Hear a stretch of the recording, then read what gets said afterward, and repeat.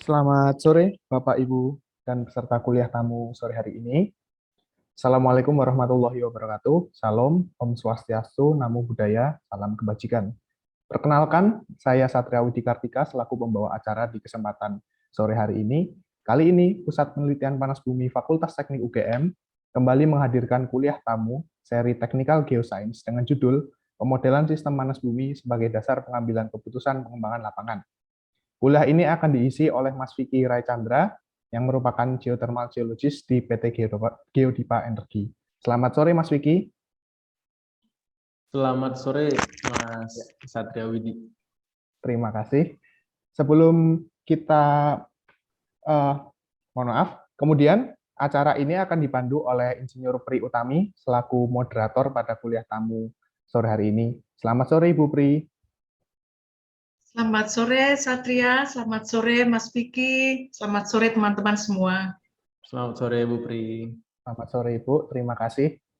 Baik, sebelum kita mulai pada sore hari ini, kiranya kita mulai dengan berdoa menurut agama masing-masing, sehingga acara ini dapat menjadi suatu hal yang bermanfaat bagi kita semua. Berdoa dimulai.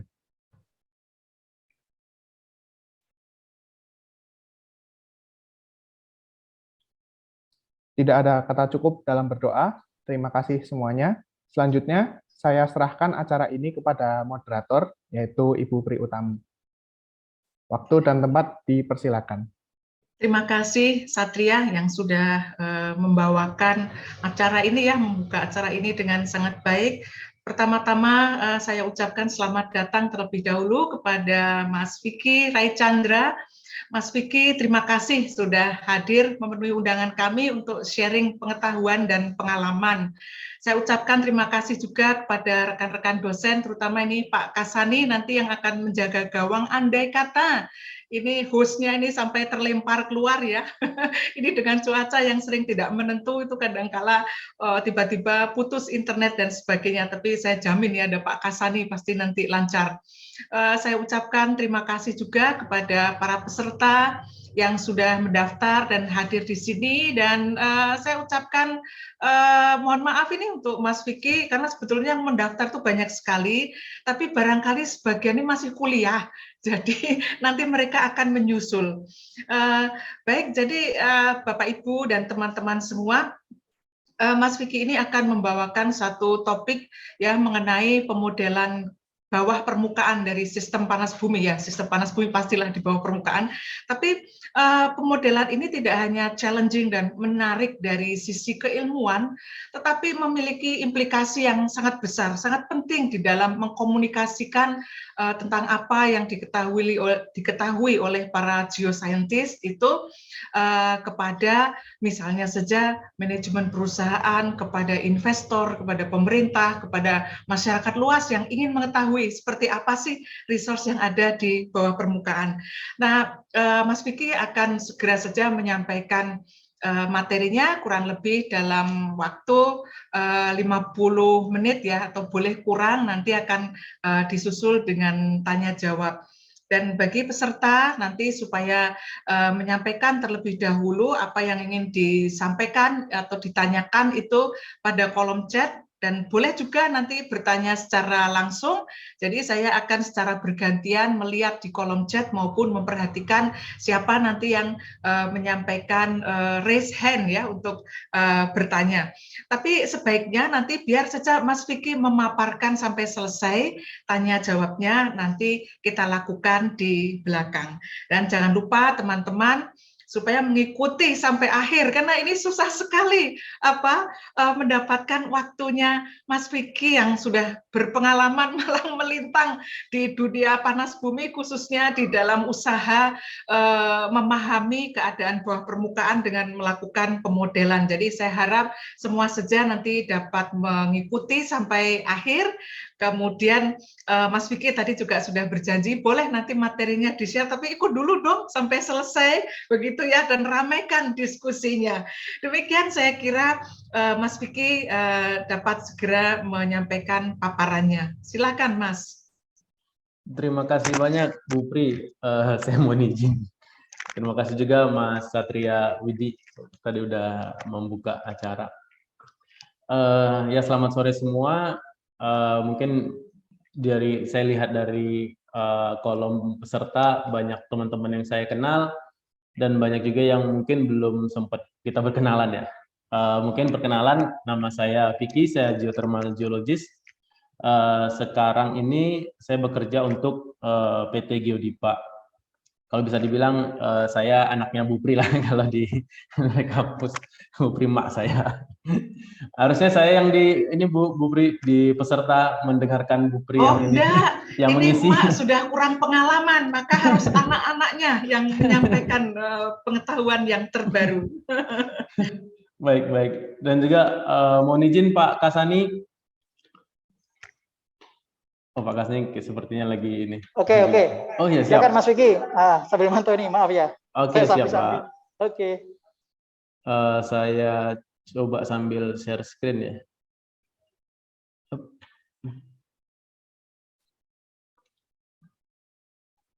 Apakah sudah terlihat nih slide-nya? Ya, sudah terlihat Mas. Oh, sudah terlihat, baik. Oke. Sekali lagi terima kasih atas kesempatan yang sudah diberikan. Dan ya saya dapat undangan dari mak saya untuk memberikan sharing session di acara ini, dan judul yang atau topik yang yang akan dibawakan sebenarnya cukup challenging, akan sangat sulit sebenarnya kalau harus dibawakan dalam satu sesi, di mana satu sesinya hanya ya 1 jam 2 jam paling lama. Sedangkan kita tahu geothermal kalau bisa dipandang dari segala aspek itu sangat amat banyak yang bisa dikulik dan sangat amat banyak yang bisa didiskusikan gitu. Jadi mungkin pemaparan yang akan saya sampaikan ini masih banyak kekurangannya, masih banyak hal-hal yang saya miss atau apapun. Sebelumnya saya mohon maaf terlebih dahulu. Kok nggak bisa? Oh dia. Perkenalan sekali lagi mungkin, saya Vicky, geothermal geologist. Saya lulusan dari Gajah Mada. Juga saya sempat mengikuti program Jakarta Drilling School yang digawangi teman-teman praktisi dari drilling dan institusi Gajah Mada juga. Pengalaman bekerja saya di awal menyentuh geothermal, saya ngikut ngekor Bu Pri.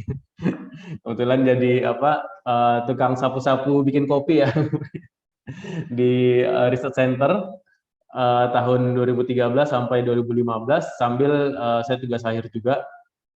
Kemudian dari 2015 sampai 2019 saya join untuk Sorik Marapi project. Itu dulunya dimiliki OTP Geothermal, terus dibeli sama GS Orka, dan dari 2019 sampai sekarang saya di PT Geodipa. Kalau mau lebih kenalnya mungkin bisa klik LinkedIn saya, lihat profilnya di situ ada semua data-data diri saya. Mungkin kalau mau komunikasi juga bisa melalui LinkedIn.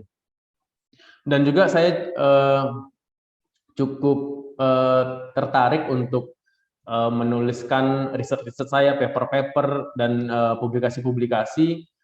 Semuanya saya drop itu di akun ResearchGate saya. Mungkin kalau teman-teman semua, bapak-bapak, ibu-ibu, kalau mungkin ingin iseng-iseng melihat paper-paper apa saja atau topik-topik apa saja yang pernah saya bahas di satu paper, mungkin bisa mengunjungi ResearchGate profile saya. Di situ saya drop semua file-file paper saya. Ini foto saya udah lama banget ya, sebelum lemak-lemak jahat menyerang. Kalau sekarang udah ini. Oke, sedikit catatan. Kalau forum ini adalah forum bebas diskusi ya, aman buat berdiskusi, asal dengan sesuai kaidah-kaidah ya, jangan tidak boleh melanggar yang udah kita ketahui lah.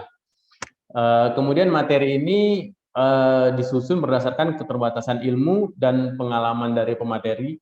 Mungkin dari bapak-bapak, ibu-ibu, atau teman-teman semua mempunyai ilmu atau pengalaman yang lebih dan apa yang saya sampaikan itu terbantahkan dengan ilmu dan pengalaman Bapak-Bapak Ibu-Ibu, tidak apa-apa, mohon langsung saja dikoreksi. Kita open untuk diskusi lah di sini.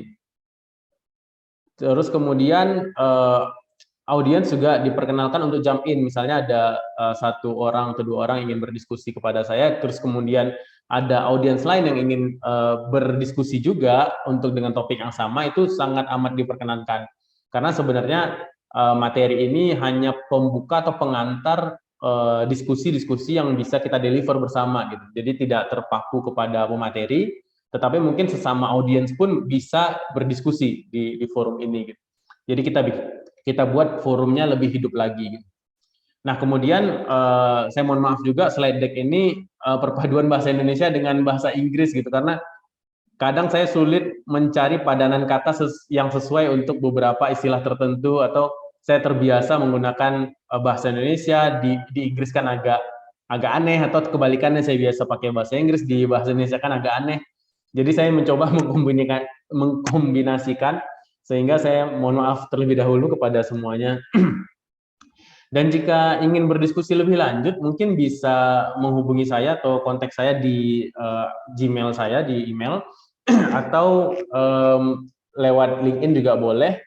Atau mungkin kalau teman-teman nanti ada pertanyaan-pertanyaan yang tidak sempat kita diskusikan karena keterbatasan waktu dan lain hal, mungkin bisa kita diskusikan melalui email. Atau mungkin ada pertanyaan-pertanyaan atau diskusi-diskusi yang tidak bisa saya jawab, mungkin saya mohon bantuan dari Bapak-Bapak, Ibu-Ibu yang lebih pengalaman. Jika belum terjawab juga, nanti akan saya jadikan PR. Jadi saya jadikan PR, nanti akan kita diskusikan secara offline setelah acara ini. Nah, ini sedikit bukan bermaksud ini ya mempromosikan suatu akun tertentu, tetapi riset membuktikan atau riset mengatakan bahwa anak-anak zaman now itu lebih senang menonton ketimbang membaca gitu. Jadi saya memberikan beberapa referensi tontonan dengan materi-materi yang mirip, yang serupa gitu, dengan apa yang akan saya sampaikan. Dan juga karena materinya banyak yang mirip atau yang hampir sama, sehingga saya mencoba dalam topik kali ini membahas dari sudut pandang yang lain, biar mengurangi atau meminimalisir repetisi dalam penyampaian materi gitu. Jadi kalau teman-teman semua atau Bapak Ibu-Ibu punya waktu luang, waktu senggang, bisa nonton video-video yang ada di YouTube ini, ataupun referensi lain yang udah banyak disampaikan oleh pemateri-pemateri dari yang lain juga gitu. Karena apalagi di zaman pandemi ini itu banyak banget yang udah melakukan webinar-webinar terus diupload di internet, sehingga itu open access gitu. Jadi harusnya teman-teman zaman now itu lebih senang nonton kan. Jadi referensi itu atau list yang bisa ditonton itu ada banyak banget gitu. Jadi jangan ragu untuk klik, silahkan ditonton aja gitu. Jadi bisa berulang-ulang. Nah, di sini di topik kali ini saya mencoba membahas dari sudut pandang yang sedikit berbeda dari apa yang pernah saya sampaikan gitu. Mungkin kalau lihat di sini ada beberapa foto saya gitu. Jadi ada webinar-webinar yang pernah saya sampaikan, daripada repetisi saya pakai sudut pandang yang lain gitu. Kalau teman-teman bisa nonton lagi yang ada di YouTube ini gitu. Kemudian ya, kita mulai aja materinya. Mungkin udah pada tahu sebenarnya geothermal itu apa. Mungkin sedikit refresh saja. Mungkin ada teman-teman yang butuh di refresh, atau ada teman-teman yang memang berada di industri atau di tempat yang di luar geothermal, ingin tahu geothermal, kita kasih introduction dulu biar sama pemahaman kita gitu. Jadi kalau menurut teorinya bumi kita panas di dalamnya, sehingga kalau penyebaran energi panas itu ke segala arah, berarti dari inti bumi ke permukaan bumi semuanya itu ada energi panasnya. Jadi dimanapun kaki kita berpijak itu ada panasnya di bawahnya. Jadi tergantung tingkat kedalaman dari panas tersebut gitu. Nah, menurut teknologi yang ada zaman sekarang, kita itu baru bisa melakukan pemboran itu sekitar 11 km ke bawah sana gitu. Sehingga panas yang ada di antara 11 km itulah yang bisa kita manfaatkan gitu. Makanya kita itu butuh geothermal energi yang affordable gitu, yang bisa kita upayakan, yang bisa kita gunakan gitu. Percuma energi panas itu sangat besar di dalam sana, tapi kita nggak bisa apa-apain gitu. Dia akan tetap berada di bawah sana.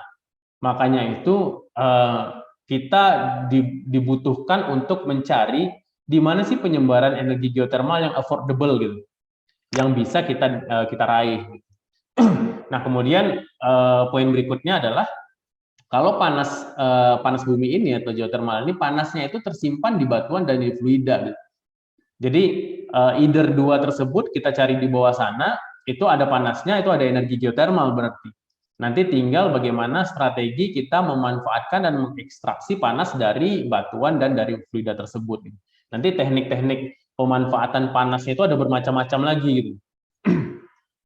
Kemudian ya sekedar informasi aja, kalau energi geotermal yang udah dieksploitasi sejauh ini all over the world, di hampir seluruh dunia, itu banyak yang berkaitan dengan volcanic system gitu. Kita belum ngomongin geotermal yang yang bukan volcanic system gitu. Kalau ada yang disebut hot dry rock, ada yang hot sedimentary basin dan sebagainya. Nah, itu sangat minim banget dieksplor dan minim banget dimanfaatkan gitu. Jadi masih terbuka lebar nih potensi geotermal yang ada di bumi ini yang bisa kita manfaatkan. Nah, di beberapa negara yang saya pernah baca itu mereka udah melakukan riset-riset mengenai potensi-potensi geotermal yang unkonvensional ini gitu. Mungkin kita sebut saja, mungkin teman-teman kita di New Zealand itu sedang fokus-fokusnya itu melakukan riset mengenai supercritical geothermal system gitu. Atau teman-teman kita yang di Eropa situ lebih sekarang lagi banyak concernnya di hot dry rock mainnya gitu. Dan juga teman-teman di Amerika juga udah mulai shifting atau banyak yang ke hot dry rock juga dengan memanfaatkan EGS kan, enhanced geothermal system. Nah, itu the future-nya itu akan lari ke arah sana gitu. Tapi di Indonesia ini dengan potensi yang sangat amat melimpah, yang low hanging fruit-nya atau high enthalpy geothermal system aja masih banyak atau masih ada yang belum dieksplor dan belum di-tap gitu, belum diambil. Jadi mungkin kita akan sampai ke arah hot dry rock later on, hot sedimentary basin dan lain-lain. Tapi yang low hanging fruit kita itu masih banyak yang bisa kita utak-atik gitu. Nah, untuk topik kali ini kita akan memfokuskan pembahasan kita mengenai yang konvensional system aja gitu, yang volcanic system, apa yang kita kerjakan di Indonesia saat ini. Nah, ini adalah gambaran sederhana bagaimana pemanfaatan energi geotermal secara indirect gitu. Jadi ada konversi energi yang terjadi dari energi panas yang ada di bawah permukaan, dibawa oleh fluida ke permukaan, kemudian fluida itu menggerakkan turbin, berarti berubah menjadi energi gerak, turbin bergerak, mengkonversi menjadi energi listrik gitu. Jadi ada beberapa kali konversi energi yang terjadi sebelum bisa dimanfaatkan energi geotermalnya gitu. Nah, ini 3 jenis pemanfaatan ini akan sangat tergantung oleh tipe fluida pembawa panas tersebut gitu. Jadi kalau yang pertama kiri atas itu adalah kalau fluida yang ada di reservoir itu mostly dry steam, dia bisa langsung bergerak untuk memutarkan turbin gitu.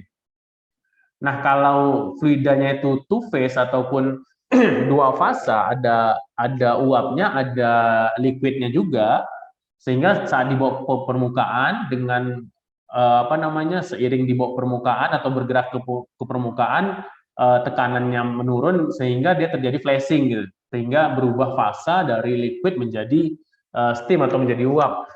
Kemudian uap ini bergerak yang memutarkan turbin gitu. Jadi ada flashing yang terjadi. Nah, sedangkan yang gambar di bawah atau animasi di bawah itu fluida yang diangkat ke atas itu adalah fluida liquid yang panasnya tidak sepanas yang di atas, itu animasi yang di atas, sehingga dia tidak kuat berubah fasa menjadi steam gitu, karena panasnya kurang, sehingga dia membutuhkan secondary chemical, apa namanya, kalau lihat bulat-bulat yang abu-abu ini itu secondary chemical yang titik didihnya itu lebih rendah daripada liquid kita gitu. Let's say liquid kita itu 80 degree, dia dalam fase liquid tetap dia tidak berubah fasa menjadi uap, tetapi chemical kita ini titik didihnya itu atau berubah fasa menjadi uapnya itu 80 udah bisa gitu. Makanya di sini ada transfer panas, si chemicalnya itu berubah fasa dari liquid menjadi steam atau uap, dan itu lagi-lagi menggerakkan turbin menjadi energi listrik ujung-ujungnya. Nah, ini gambaran sederhana saja bagaimana konversi energi geotermal menjadi listrik itu terjadi, dan itu lagi-lagi dipengaruhi oleh tipe fluida yang ada di dalam reservoir. Sehingga yang menjadi krusial apa? Yang menjadi krusial adalah pengetahuan kita mengenai fluida yang ada di reservoir, karena seluruh fasilitas yang ada di permukaan ini tidak ujuk-ujuk ada gitu. Semuanya itu didesain, dikonstruk, dan dipakai later on setelah kita tahu dulu apa fluida di dalam reservoir kita gitu. Kalau kita udah benar-benar tahu, mantap, baru kita bisa mendesain surface facility yang ada di atas itu. Karena ya surface facility ini tidak murah gitu, jadi butuh desain dan basis of design yang benar-benar oke gitu, baru kita bisa go to the next step. Nah, ini kita coba memandang dari sudut pandang project gitu. Geothermal dipandang dari project. Ini yang biasa kita lakukan untuk mengembangkan suatu lapangan panas bumi gitu. Jadi geothermal kita simpan dulu dari sisi sainsnya, kita coba melihat dari sisi projectnya dulu. Apa-apa aja yang dilakukan nih untuk mengembangkan lapangan geothermal gitu. Biasanya kalau kita punya area of interest, area mana yang mau kita lakukan studi, apakah dia punya energi geothermal yang affordable, itu kita lakukan desktop study dulu pasti. Yang pertama, yang sebelah kiri, kotaknya sebelah kiri. Nah, setelah desktop study kita lihat data open source yang ada di internet, paper-paper segala macam. Terus kita, kalaupun ada yang data open source, ada yang closed source juga, mungkin kita harus bayar segala macam, bisa kita lakukan. Kemudian kita bisa melakukan reko, kita datang ke lapangan, melihat kondisi lapangannya seperti apa. Gitu. Kemudian kita bisa membuat preliminary exploration report, gitu. Jadi bisa menceritakan potensi-potensi geothermal atau signature geothermal yang ada di lapangan. Kemudian dari sini, itu kita bergerak ke, kalau memang dia, oh nih kayaknya memang ada nih geothermal energi nih di bawah sini, di bawah area ini gitu. Kita langsung ke arah exploration. Mungkin setelah fase-fase non technical lainnya ya. Kita lakukan exploration survei gitu. Biasanya teman-teman geoscience melakukan 3G survei, geological, geochemistry, geofisik survei. Nah, mungkin untuk materi detailnya itu udah dibahas di sesi pertama oleh teman kita Fraga untuk bahas geochemistry-nya. Terus ada Pak Imam Baru juga udah membahas mengenai geofisikalnya. Mungkin kita sedikit bahas geologicalnya nantinya gitu. Biar tidak repetisi atau redundant. Nah, di sini kita lakukan 3G survei tadi gitu. Nah, setelah itu ada juga company yang melakukan gradient temperature drilling. Jadi drilling atau ngebor sumur dangkal, melihat ada nggak seberapa besar perubahan suhu terhadap kedalaman di daerah tersebut gitu. Apakah hanya rata-rata seperti pada umumnya atau ada anomali gitu. Mungkin kalau pada umumnya itu sekitar 3-4 degree per 100 meter, penambahan temperaturnya atau suhunya, kalau di area kita mungkin berbeda gitu, mungkin 6 atau mungkin atas 10 gitu. Kita akan melihat anomali tersebut gitu. Sehingga nanti kan kita bisa memperhitungkan dengan temperatur tertentu yang kita anggap reservoir temperatur kita, dia berada di kedalaman berapa gitu. Itu simple matematik aja. Tapi itu hanya asumsi ya. Lagi-lagi hanya asumsi. Nanti penggunaan data-data geofisik, geochemistry, dan geologi akan memberikan gambaran yang lebih jelas mengenai apa namanya yang kita sebut dengan conceptual model. Nah, dari conceptual model yang dibangun dari data 3G tadi, kita bisa melakukan reservoir assessment juga gitu. Kira-kira potensi panas bumi area kita itu seberapa sih besarnya gitu, dan seberapa yang bisa kita develop, dan pastinya beberapa besar juga resiko atau uncertainty-nya atau ketidakpastiannya gitu. Dari sini kita sajikan pre-feasibility report gitu. Jadi report sebelum studi kelayakan atau apa namanya, kalau yang di sebelah kanan ini ada studi kelayakan go or no go-nya proyek kita, kalau ini sebelum studi kelayakan tersebut. Nah, dari sini kita lakukan next step-nya adalah kita mau cek nih lapangan kita ini visible atau enggak gitu, untuk dilakukan eksplorasi dan development lebih lanjut gitu. Karena kalau memang dia tidak visible, apa namanya, kita akan tidak akan melakukan hal-hal setelahnya gitu. Karena ini akan sangat time consuming dan banyak banget duit yang terlibat di sini ya. Sehingga feasibility study ini sangat krusial. Ini adalah titik poin go or no go-nya suatu project. Nah, sebelum feasibility study ini dilakukan, kita punya namanya report, laporan pre-feasibility report dari data 3G tadi.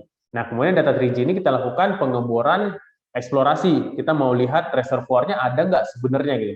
Jangan-jangan yang tadi cuma gradien temperatur doang, ternyata reservoirnya nggak ada gitu, atau panasnya itu cuma segitu-gitunya doang gitu.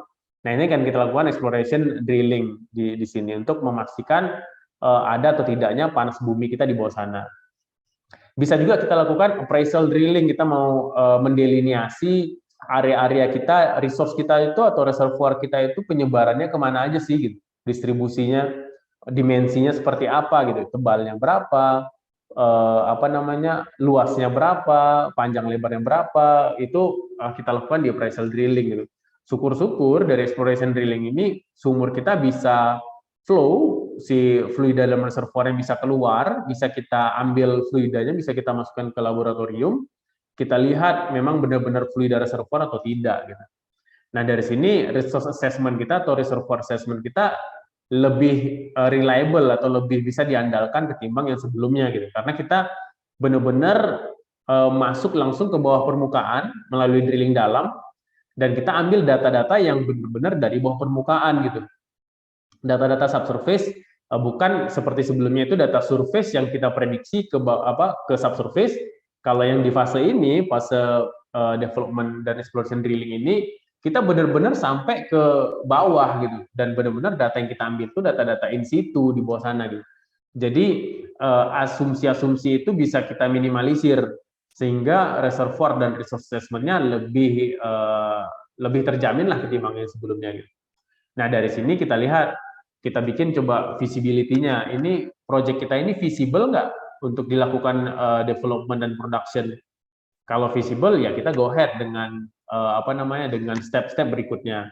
Kalau tidak ya sudah, mungkin kita kalau masih ada harapan kita lakukan studi lagi, kita ulangin step-nya lagi, atau kalau kita udah pesimis ya udah kita tidak lanjut, tidak melanjutkan project kita ini.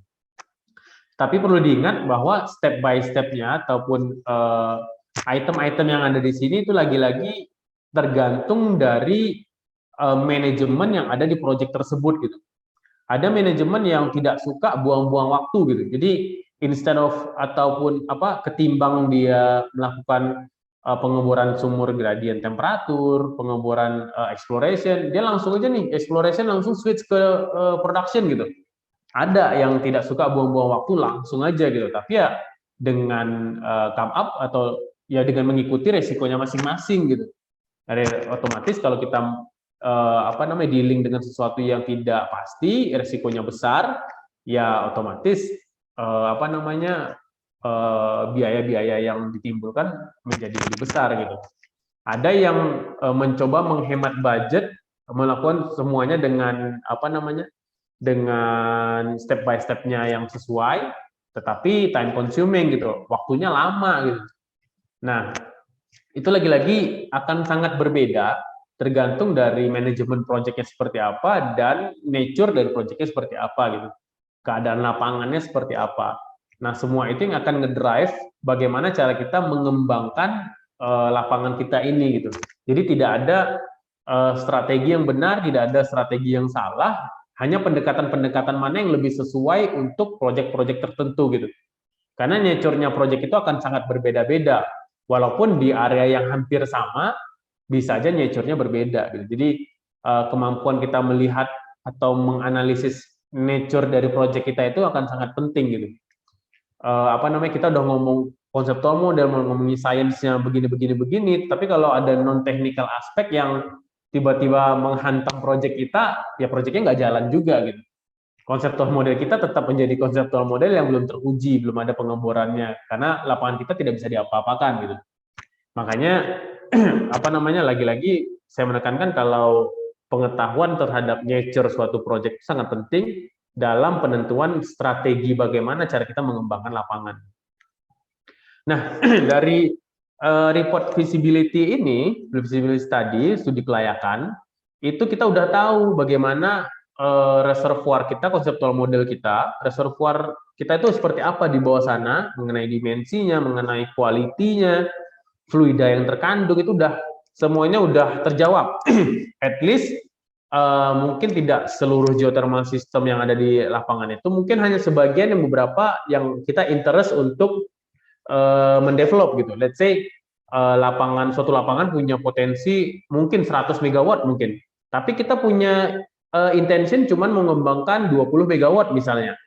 Dan 20 megawatt itu data udah oke semua, model udah oke semua, resiko lebih kecil gitu. Jadi kita bisa fokus ke 20 megawatt dulu. Jangan kita ngomongin 100 megawatt. Mungkin nantinya gitu. Nah, itu lagi-lagi berbeda strategi ya. Kalau ada teman-teman yang dari company lain yang strateginya mau langsung mengembangkan satu lapangan full, it's okay. Itu strategi company tersebut. Ada company yang suka yang pasti-pasti dulu aja deh gitu. Yakinnya berapa gitu. Yakinnya 20 megawatt nih ada nih, ya udah 20 megawatt dulu ketimbang 100 megawatt. 100 megawatt nanti kita zong gitu. Jadi banyak banget aspek yang mempengaruhi itu. Nah, dari visibility study tadi kita tahu kualitas reservoir kita seperti apa, dan dari situ kita lakukan strategi-strategi berikutnya. Kita membuat desain bagaimana development drilling kita nantinya, bagaimana well targeting segala macamnya, bagaimana well testing strategi segala macam, financial analysisnya, terus juga kita melakukan desain surface facility seperti apa, front end engineering desainnya seperti apa gitu. Kita lakukan tender procurement bla bla bla lah. Banyak banget. Udah kita melakukan desain, kita construct apa yang kita desain tadi, kemudian kita melakukan operation dan maintenance. Kita produce itu fluida-fluida yang ada di reservoir kita, sambil kita monitoring kondisi resource dan reservoir kita di bawah sana gitu. Apakah ada penurunan, apakah bagaimana, sehingga nanti reservoir management itu menjadi sangat krusial untuk keberlangsungan produksi kita gitu. Agar geothermal ini ya sustainable energy gitu, dia sustain karena dia di manage dengan baik. Nah, itu hal yang berbeda. Mungkin di sini kita akan terfokus kepada dua lingkaran merah ini, bagaimana kita mendefine konseptual model kita agar dia konseptual model ini bisa menjadi basis dalam penentuan atau sebagai dasar dalam pengambilan keputusan di fase-fase berikutnya gitu. Bagaimana sih kita membuat model ini agar pekerjaan kita ke depannya itu lebih smooth gitu.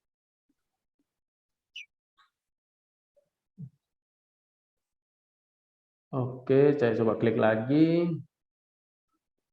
Nah, seperti yang kita bahas tadi, geothermal project itu kalau yang namanya project ya itu banyak ya mostly tentang cost versus benefit lah. Dengan cost sekian, benefit apa yang kita dapat gitu. Jadi pengembangan lapangan segala macam itu mostly bisnis gitu. Apa yang ada sekarang ya mostly bisnis, bagaimana cara menghasilkan duit, bagaimana cara menghasilkan cuan kalau kata anak zaman sekarang ya, dengan pembiayaan atau cost yang seminim-minimnya gitu. Jadi itu sih intensi para investor-investor yang ada sekarang ya, minimal ya, at least pada masa sekarang inilah. Bagaimana cara memperoleh benefit sebesar-besarnya dengan cost sekecil-kecilnya gitu. Jadi strategi-strategi pengembangan lapangan akan bertujuan untuk mencapai cost versus benefit yang kita inginkan. Nah, itu juga akan mempengaruhi go or no go-nya setiap fase yang kita sebutkan tadi gitu.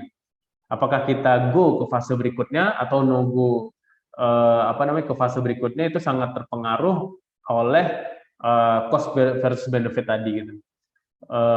Saya tahu ada beberapa company yang men-skip step-step tertentu karena cost-nya terlalu mahal nih gitu. Kita go ahead aja dari A ke C gitu, kita melewati B karena cost-nya B ini cukup besar gitu. Ya otomatis dengan melakukan C tanpa melakukan B terlebih dahulu, ya resiko-resiko dan ketidakpastiannya juga lebih besar gitu ketimbang step by step-nya dilalui. Nah, itu strategi-strategi itu lagi-lagi dipengaruhi oleh nature the project-nya. Seperti yang sudah kita sebutkan juga, flowchart yang ada di samping ini tuh ya sangat amat bisa diimprovisasi gitu. Tergantung siapa yang nge-run project-nya gitu. Dan non technical aspek itu acap kali mempengaruhi kelancaran suatu project. Kita tahu ada isu sosial, isu safety segala macam, itu tiba-tiba bisa men-stop suatu project yang udah kita bangun. Kita bangun projectnya dari A, B, C segala macam, di tengah jalan ada suatu kejadian yang yang tidak kita prediksi, tidak kita inginkan, tiba-tiba project kita stop gitu. Itu banyak terjadi gitu. Stopnya itu bisa temporary, bisa permanen stop gitu. Itu sangat amat banyak kejadiannya. Jadi non technical aspek itu sangat amat ya gimana ngomongnya, harus diperhatikan gitu, harus dipertimbangkan gitu. Karena kita udah ngomongin suatu project, sangat banyak parameter yang harus atau variabel-variabelnya yang harus kita masukkan ke dalam konsiderasi. Nah, seperti contohnya ini aja deh, exploration. Kita ngomongin eksplorasi suatu geothermal prospek gitu. Kita ngomongin cost-nya aja nih. Ini saya dan teman saya coba menganalisa dari best practice-nya atau common practice-nya di company-company itu untuk mengeksplorasi suatu potensi panas bumi itu dari sisi waktu dan biayanya seperti apa gitu. Kita lihat step by step yang udah kita sebutkan tadi gitu. Kalau cukup komplit survei-surveinya itu akan kurang lebih akan seperti ini gitu. Mungkin teman-teman Bapak Ibu bisa melihat ada durasi, ada biaya untuk setiap step-stepnya. Lagi-lagi ini ada banyak catatannya ya. Biaya-biayanya pasti akan sangat fluktuatif, ada tergantung marketnya seperti apa segala macam, tergantung luas area segala macam ya. Itu bisa masuk perhitungan. Dan kalau bisa kita simpulkan bahwa rata-rata untuk eksplorasi saja itu bisa menghabiskan 20-an miliar rupiah ya. Dan itu bisa menghabiskan waktu bisa sampai 3 tahun gitu. 2,8 tahun kalau di sini ya. Mediannya kita ambil. Belum lagi kalau ada maksimumnya seperti apa.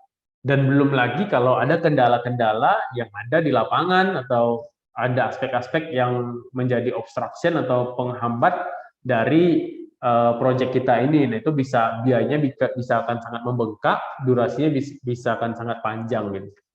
Jadi faktor-faktor itu bisa mempengaruhi dari cost yang kita keluarkan.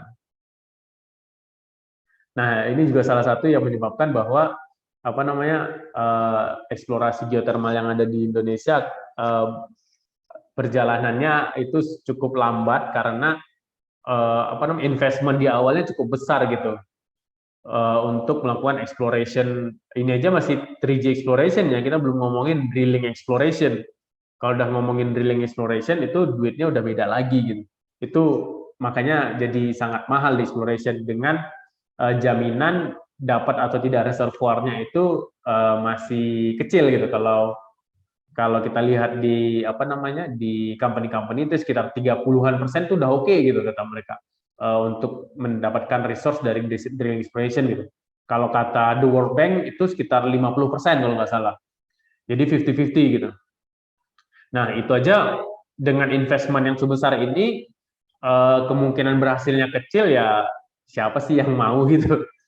Ya buktinya sedikit yang mau dan ya inilah eksplorasi kita cukup lambat. Tapi tenang aja, government kita atau pemerintahan kita udah melakukan breakthrough untuk mempercepat exploration ini. Jadi ada banyak yang strategi-strategi yang sedang dilakukan untuk mempercepat eksplorasi dari geothermal gitu. Oke, kita ngomongin konseptual model. Oh ya, sesi tanya jawabnya nanti di akhir ya, kalau nggak salah ya, Bu Pri ya. Mohon maaf saya sambil minum. Ya Mas, nggak apa-apa, nanti biar tuntas dulu perkara, nanti diskusinya bersaut-sautan, Mas Vicky, oke ya. Tapi siap. sekarang mungkin dipaparkan aja dulu. Terima kasih. Siap Bu Pri. Oke, terima kasih Bu Pri. Ini gambar ya kartun konseptual model sederhana ya. Bagaimana kita melihat panas bumi yang ada di bawah kaki kita atau konvensional geothermal system itu seperti apa sih pola permainannya gitu. Kurang lebih gambar kartun ini menggambarkan itu gitu. Apa yang kita lihat di permukaan, mungkin teman-teman lihat di sini ada slide atau section dari permukaan garis abu-abu ini, kelihatan topografinya seperti ini, geomorfologi seperti ini, terus kita lakukan mapping, geological mapping, mungkin ya ada persebaran batuan kita dapat, kita tahu struktur-struktur di permukaan, kita tahu persebaran thermal manifestasi, kita kirim sampelnya itu ke lab, kita tahu dia jenisnya apa gitu, apakah ada fumarol, apa asid sulfat atau netral chloride dan segala macamnya kita tahu semuanya. Kemudian setelah itu kita lakukan geophysical survey, kita tahu mungkin ya standarnya empty gravity ya. Dari magnetotelurik kita tahu ada anomali nilai resistivity batuan yang warna kuning ini gitu. Ada ada anomali juga mungkin high dense body dari gravity gitu. Yang bisa kita interpretasi sebagai basement ini dan segala macamnya gitu. Jadi banyak metode-metode yang kita bisa gunakan untuk memprediksi bagaimana sih pola permainan konseptual model kita di bawah sini. Jadi dari sini kita bisa memprediksi, oh kurang lebih tuh heat source-nya ada di sini nih gitu. Melihat data ini gitu.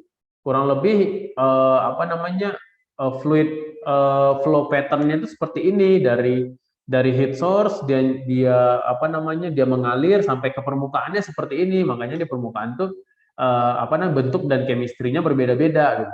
Itu bisa dikaji gitu. Dan tetapi ya pasti kita menggunakan asumsi karena kita melakukan survei di permukaan untuk memprediksi misteri-misteri yang ada di bawah permukaan gitu. Jadi di sini semuanya masih prediksi gitu. Ini dikonstruksi, model ini dikonstruksi dari data 3G. Kalau kita pun melakukan pengeboran gradien temperatur well, itu bisa juga, tetapi lagi-lagi kita tidak menyentuh reservoirnya gitu. Ya, model ini belum terbukti benar, belum terbukti juga salah gitu. Jadi sangat amat butuh dibuktikan. Bagaimana cara membuktikannya nanti kita bahas. Kemudian di fase ini kita juga harus mempersiapkan alternatif konsep gitu. Jadi kita nggak pegang satu konsep yang pasti, wah ini pasti benar nih konsep kita nih. Padahal kita pakai data yang permukaan tadi ya, data indirect yang kita ambil di permukaan. Kita harus pegang lagi nih alternatif konsep kita seperti apa gitu. Mungkin fluidanya instead of bergerak ke kanan mungkin ke kiri gitu, atau seperti apa gitu. Kita harus punya alternatif itu gitu. Agar mengcapture semua uncertainty yang mungkin terjadi yang kita tidak ketahui gitu. Nah, dari sini kita bisa melakukan reserve estimation-nya gitu. Jadi kita bisa mengestimasi potensi sumber daya yang ada di bawah sana gitu. Bagaimana? Tapi otomatis tingkat confidence level-nya itu sangat rendah. Kenapa? Ya karena yang tadi kita ngambil data di permukaan, memprediksi keadaan bawah permukaan. Nah, ini hanya beberapa metode atau pendekatan-pendekatan yang bisa kita lakukan untuk memprediksi atau menggambarkan parameter-parameter yang ada di gambar di kartun ini tadi gitu. Mungkin kalau yang GL ini geologi, ini geochemistry, GP ini geophysics gitu. Jadi dari data-data ini analisis inilah yang kita gunakan untuk menentukan kurang lebih heat source-nya ada di sini gitu. Ya contohnya heat source ya. Heat source mungkin kita melihat dari geologinya ada yang volcano di permukaan. Ya mungkin ada vulkanis kompleks yang mana yang paling muda itu yang kita anggap mempunyai panas atau yang paling reliable panasnya ketimbang yang lain mungkin ya. Gas rasionya seperti apa di fumarole gitu. Kalau rendah ya dia associated dengan heat source atau magmatic fluid gitu ya. Apakah dia ada high dense body di bawah sana dari data gravity atau high resistive body atau anomali dari data MT gitu. Itu kita lihat, kita coba tampalkan gitu. Kalau kata expert kita Bill Cumming katanya anomali stacking gitu. Jadi dilihat, ditampal-tampalkan anomali dari geophysics tadi, ngelihat ternyata ini tidak common nilai resistivity dan nilai gravity area ini gitu. Pasti ada yang membuat dia anomali gitu. Anomalinya apa ya? Karena ada geothermal system di bawah sana gitu. Nah, itulah ada anomali hunting yang diperkenalkan, tekniknya itu diperkenalkan oleh kami. Dan ada banyak lagi pendekatan-pendekatan yang bisa dilakukan untuk menentukan konseptual model ini gitu. Dan lagi-lagi approach atau metode-metode ini tidak saklek seperti ini. Mungkin di tempat lain ada anomali-anomali yang kita tidak tahu itu apa gitu, karena masih banyak misteri di bawah sana gitu. Tapi inilah pendekatan-pendekatan terbaik yang bisa kita lakukan atau studi-studi yang bisa kita lakukan untuk menganalisis atau menggambarkan konseptual model di bawah sana. Lagi-lagi ini pendekatan ya. Kita belum menyentuh benar-benar menyentuh ke bawah permukaan. Kita belum menyentuh reservoirnya gitu. Kita butuh data yang direct, data yang menggambarkan bawah permukaan, subsurface, data yang menggambarkan reservoirnya gitu. Bagaimana cara kita mengkolek datanya gitu? Nah, ini yang penting gitu. Karena 3G tadi itu hanya data permukaan, interpretasi ke bawah permukaan. Bagaimana cara kita benar-benar mengambil data bawah permukaan? Ya tiada lain dan tiada bukan adalah dengan pengeboran gitu. Mungkin nih gambar kartunnya seperti oil and gas ya, tapi ya intinya adalah drillingnya yang dilihat ya. Pengeboran atau drilling adalah sejauh ini ya satu-satunya cara untuk membuktikan cadangan di bawah permukaan itu ada atau tidak gitu. Dan menjadi jalan bergeraknya si energi tadi dari bawah permukaan ke atas permukaan gitu. Nah, sejauh ini drilling inilah caranya gitu. Nggak tahu kalau mungkin 100-200 tahun lagi ada cara lain, kita nggak tahu.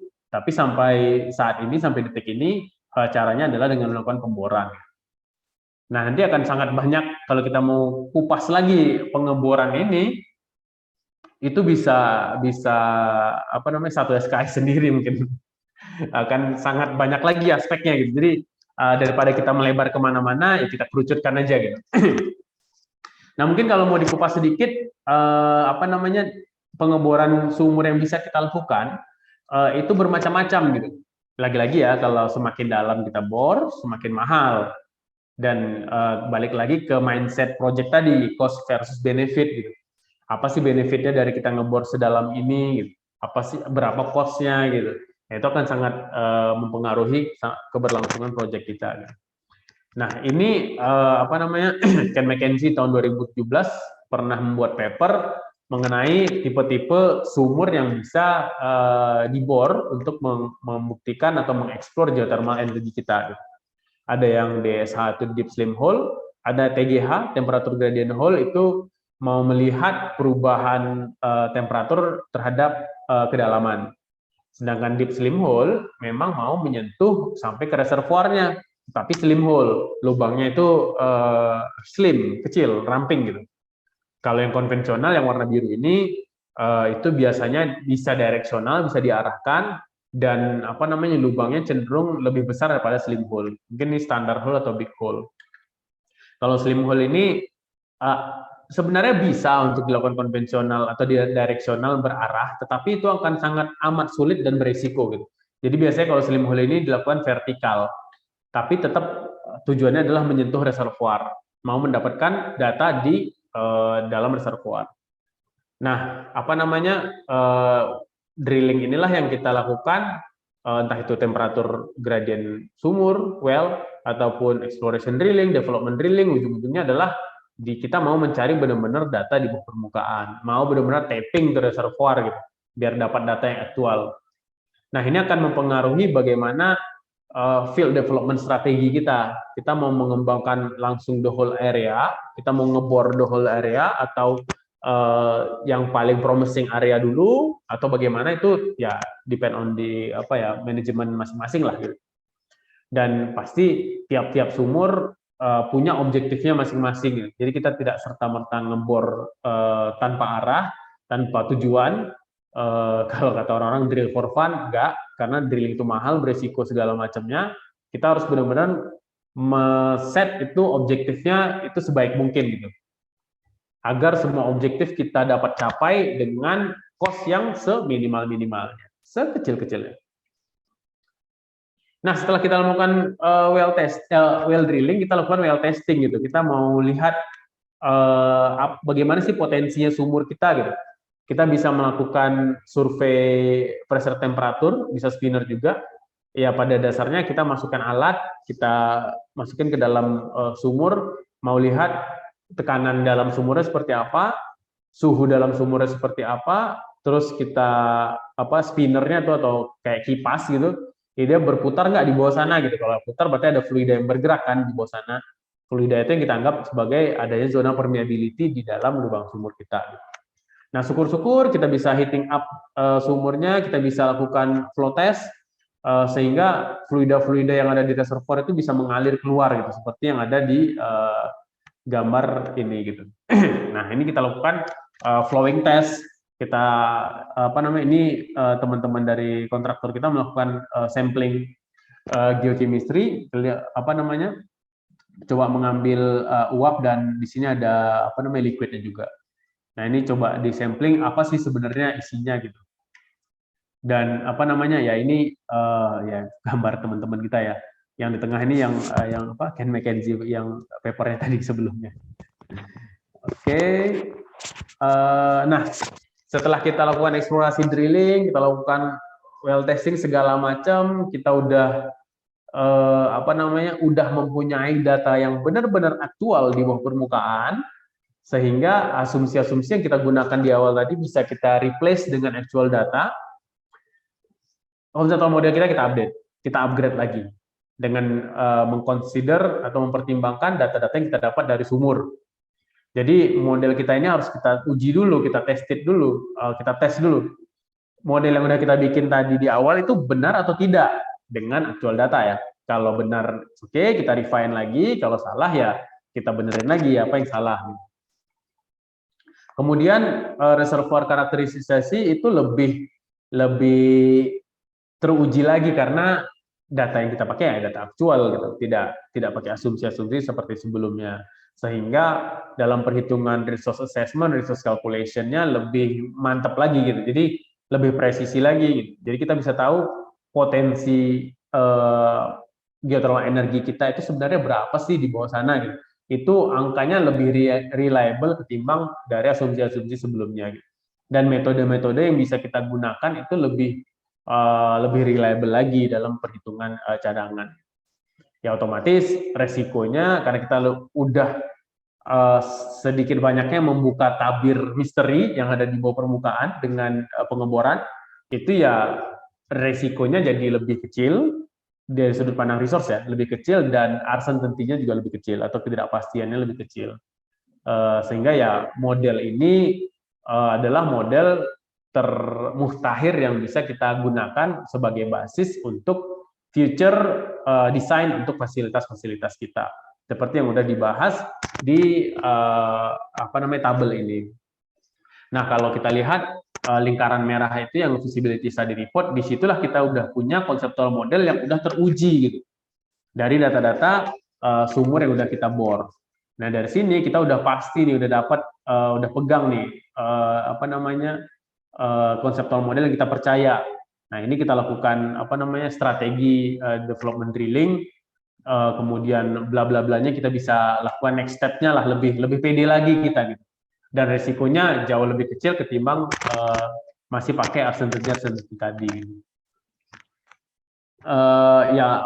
Di ujung ini mungkin kalau kita udah bisa memproduksikan fluida panas bumi kita,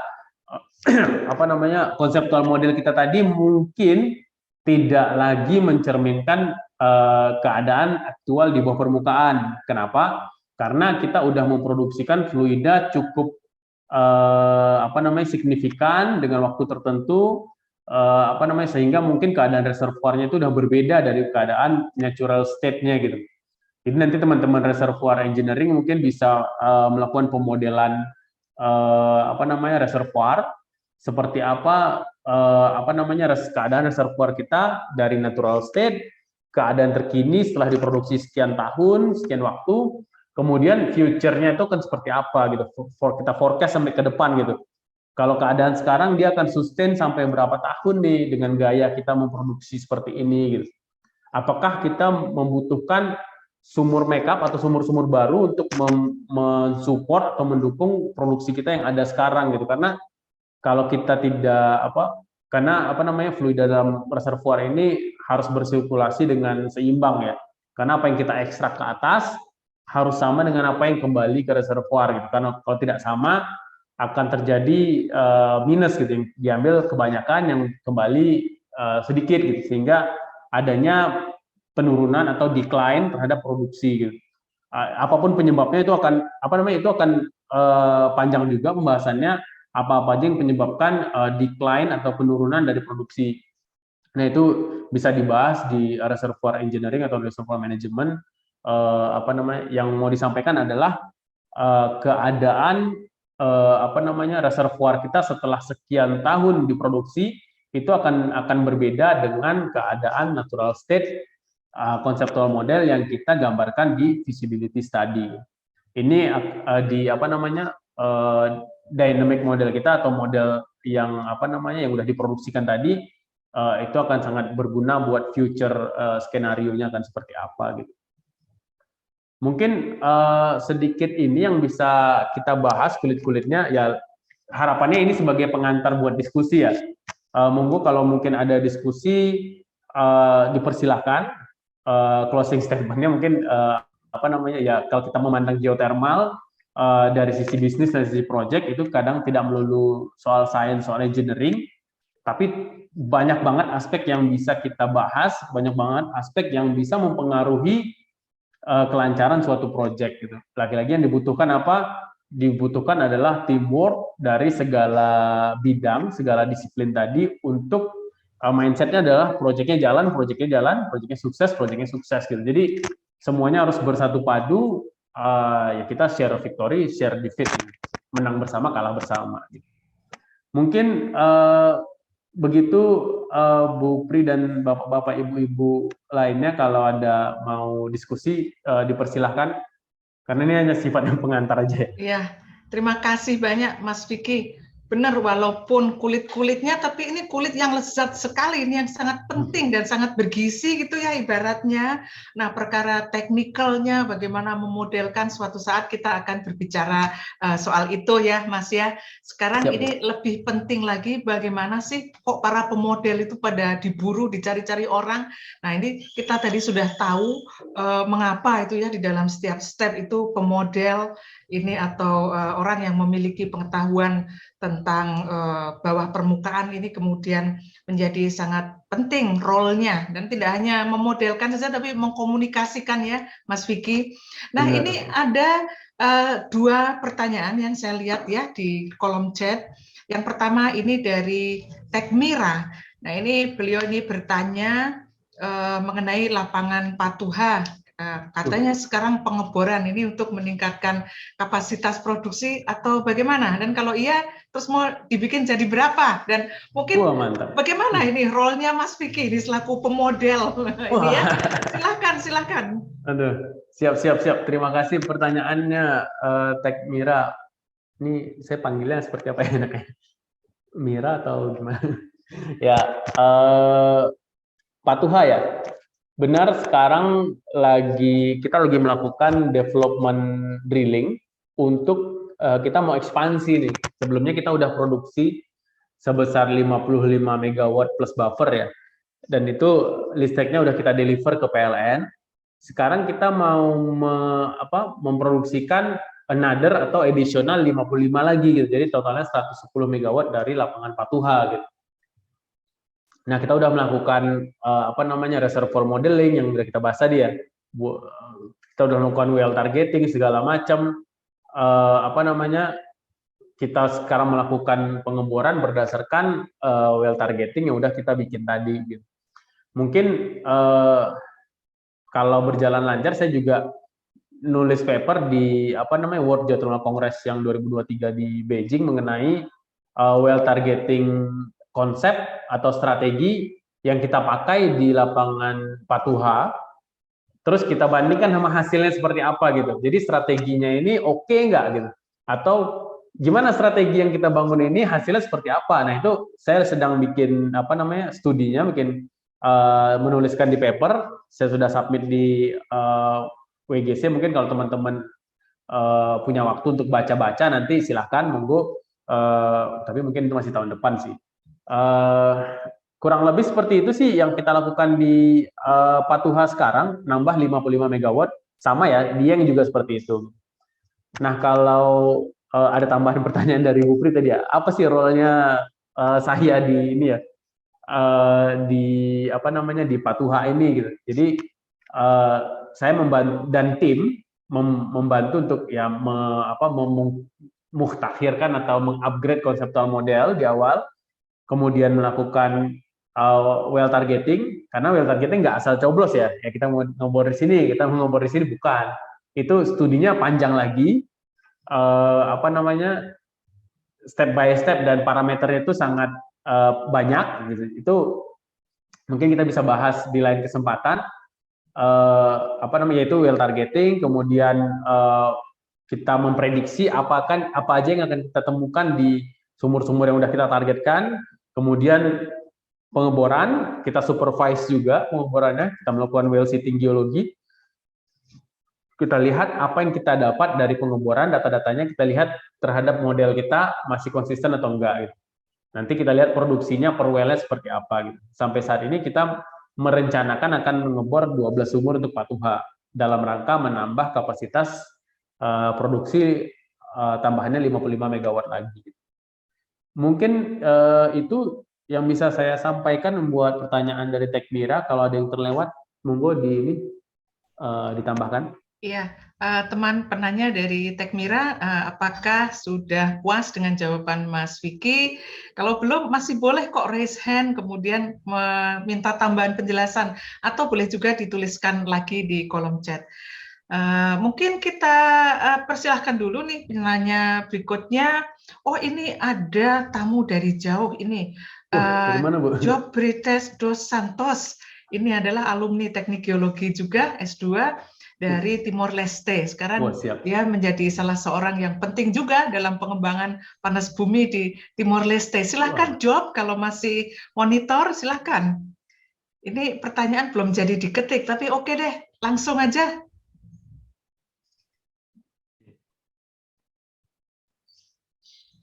Halo, Job. Oke, Bu. Selamat sore, Bu. Ya, selamat sore, Job. Lama nggak ketemu, Bu. Iya. Mungkin dulu sempat ketemu sama Vicky ya. Iya, Vicky juga. Ya, silakan. Ya, silakan. Salam kenal, saya Job Brites dos Santos, anak didik Bu Pri juga. Wah. Ya, Sama. Selamat sore juga buat Pak Kasani, karena beliau dosen saya juga dulu pas waktu masih kuliah. Ini saya posisinya di Timor Leste, bekerja di Institut Petroli di Georgia, ekuivalen seperti badan geologinya Timor Leste. Saya bertanggung jawab untuk melakukan studi-studi research tentang kemungkinan ada potensi geothermal di Timor Leste. Saya ingin share case kami di sini. Sekalian ingin menerima beberapa masukan dari Vicky, mungkin bisa membantu. Kami sekarang sedang ada state company yang state company Timor Leste yang tertarik untuk pengembangan panas bumi di Timor Leste. Kami menerapkan kerjaan awal seperti flowchart yang tadi dijelaskan Mas Vicky, tapi kami masih lebih ke geoscience-nya. Jadi kami sudah melakukan reconnaissance survei terhadap seluruh manifestasi panas bumi di Timor Leste, dan next step-nya kami akan merekomendasikan beberapa area yang ada potensi, yang menurut kami ada potensi, dan kami akan melakukan further study. Jadi bisa nggak Vicky sharing kira-kira parameter apa aja yang kita bisa gunakan untuk menjudge bahwa daerah itu berpotensi untuk kita lakukan next study seperti geologi, geokemis, dan geofisik. Itu aja Vicky. Oke, thank you. Ini Mas Job atau Bang Job gitu. Whatever, it's okay. Whatever ya. Ya, tadi apa namanya, teman-temannya Bang Job sedang melakukan survei sama suatu lapangan di Timor Leste ya? Ya, di seluruh pulau. Masih dalam fase yang mana nih? Yang paling kiri ya? Yang paling kiri, reconnaissance. Oh, berarti masih desktop study dan reko ya? Ya. Nah, apa namanya? Memang di fase ini data-data yang kita peroleh mungkin dari open source, dari desktop study, dari keadaan lapangan itu sangat minim karena kita tidak melakukan detail mapping, detail analisa geochemistry, dan geofisik survei belum kita lakukan gitu. Sehingga data-datanya masih minim. Nah, tetapi kalau mau apa sih pertimbangannya biar kita melakukan detail exploration survey, kan begitu ya ininya, concernnya. Nah, mungkin bisa lihat dulu dari hasil reko tadi, ada nggak signature penting atau signature yang strong yang bisa kita pakai untuk menggambarkan, wah kita ada geothermal system di sini gitu. Mungkin ada survei thermal manifestasi yang cukup strong mungkin gitu. Let's say ada fumarole, kalau fumarole udah no question lah ya, no debate. Mungkin ada air panas gitu, mata air panas. Nah itu kan mata air panas datangnya dari mana gitu? Pasti dari ada sumber yang lebih panas lagi di bawah sana gitu. Berarti ada geothermal system. Mungkin fitur-fitur strong yang menggambarkan geothermal system coba dipetakan. Kalau kita udah cukup confidence dengan fitur-fitur tersebut, minimal ada atau tidaknya dulu, suhunya seperti apa. Kalau kita cukup confidence, kita lakukan pemetaan detail gitu. Dari step recognition ke pemetaan detail, sebenarnya kalau kita memandang dari sudut pandang cost dan waktu, kalau kita hanya melakukan pemetaan detail geologi, itu sebenarnya ya biayanya tidak tiba-tiba jumping terlalu tinggi gitu. Jadi itu masih affordable harusnya ya. Tapi kita nggak tahu kondisi masing-masing. Harusnya masih affordable, dan kalau kita mau survei geochemistry, minimal kalaupun mau melihat fisik dari geothermal manifestasi tersebut, itu masih affordable gitu. Lain cerita kalau kita sampling, kita kirim ke laboratorium, apalagi laboratorium di luar, itu sebenarnya cukup costly, cukup mahal, tetapi itu sangat reasonable untuk dilakukan. Tidak serta-merta semahal kalau kita melakukan pengeboran. Jadi kalau masukan saya tetap dilakukan gitu. Nanti setelah kita udah dapat strong indikasinya, baru kita melakukan geophysical survey yang lebih mahal lagi ketimbang geological survey dan geochemistry survey. Nah, ini juga udah harus pakai strategi karena tiba-tiba cost-nya itu sedikit jumping walaupun nggak terlalu tinggi. Karena kita mendatangkan alat, mendatangkan tim ke lapangan itu itu mahal gitu. Kalau melihat kalau melihat cost yang udah ada di slide tadi, ini, nah mungkin kalau bisa, ini apa yang kita lakukan di banyak project di Indonesia, ya kurang lebih akan seperti ini biayanya gitu. Tapi kalau mau dihemat-hemat masih bisa, diboros-borosin masih bisa juga. Nah, tiba-tiba kalau jumping ke survei geofisika itu bisa lebih mahal lagi, tetapi tidak semahal kalau kita mau ngebor gitu.